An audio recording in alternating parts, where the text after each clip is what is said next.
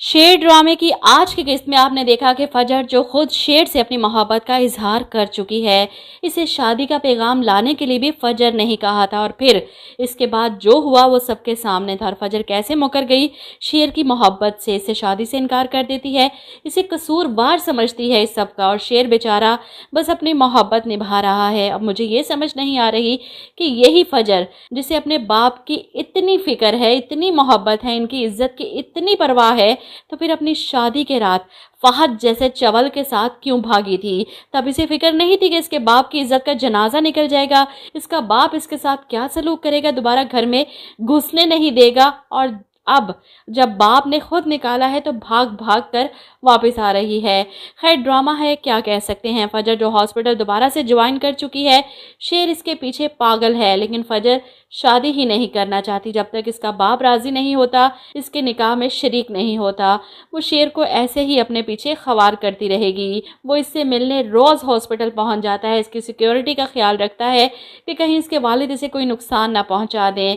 ऐसे में फजर इसे मना करती है कि मुझे इन सब चीज़ों की ज़रूरत नहीं है, कोशिश किया करो कि मुझसे दूर रहा करो। पर शेर जवाब देता है, कोशिश तो बहुत कर रहा हूँ लेकिन दूर रह नहीं पा रहा। ऐसे में फजर इसे वहाँ से जाने का कहती है और शेर भी पलट पलट कर बस इसे ही देख रहा है। अगले किस्त में आप देखेंगे कि शेर को ये इत्तला मिलती है कि रंगून वाला कि एक्सीडेंट में डेथ हो गई है, और वो हैरान होकर अपनी माँ और बदर ज़मान के सामने कहता है कि मेरा और बाबा का एक्सीडेंट भी इस टैंकर से हुआ था और ये रंगून वाला भी टैंकर से ही मारा गया। हथियार भी वही, कातिल भी वही, और कातिल के रिसोर्सेस भी वही। बदर ज़मान घबरा कर अपने बेटे की तरफ देखता है, कहीं इन्होंने कोई गलती तो नहीं कर दी, उसी कातिल को दोबारा रंगून वाला को मारने के लिए भेजकर कहीं शेर उस कातिल तक पहुंच ना जाए। ऐसे में शेर इन सब के सामने फैसला सुनाता है कि एक बार मुझे बस उस कातिल का सुराख मिल जाए, मैं अपने बाबा के कातिलों को छोड़ूंगा नहीं। बदर ज़मान के पसीने छूट जाते हैं शेर के इरादे जानकर। ऐसे में शेर राजदार के साथ निकलता है रंगून वाला की मौत की इन्वेस्टिगेशन करने। आखिर वो कौन सा टैंकर था, क्या नंबर था उसका, क्या वो शख्स पकड़ा गया या नहीं, रोड साइड के किसी कैमरे के रिकॉर्ड में तो आया होगा ना। शेर को अंदाज़ा था ये सब कुछ इसके चचा का किया धरा है और चचा को पकड़ने के लिए सबूत चाहिए, और सबूत के लिए इस टैंकर वाले कातिल का पकड़ा जाना बहुत ज़रूरी है। ऐसे में फजर जिसे हॉस्पिटल की तरफ से रिहाइश मिल चुकी है और वो शेर के घर से वहाँ शिफ्ट हो रही है, गाड़ी में बैठती है जब शेर इसके पास खड़ा कि फजर ये तुम्हारा अपना घर है, मेरा ख्याल है कि तुम्हारी सेफ्टी के लिए ज़रूरी है कि तुम यहीं पर रहो। लेकिन फजर शेर की बात नहीं मानती।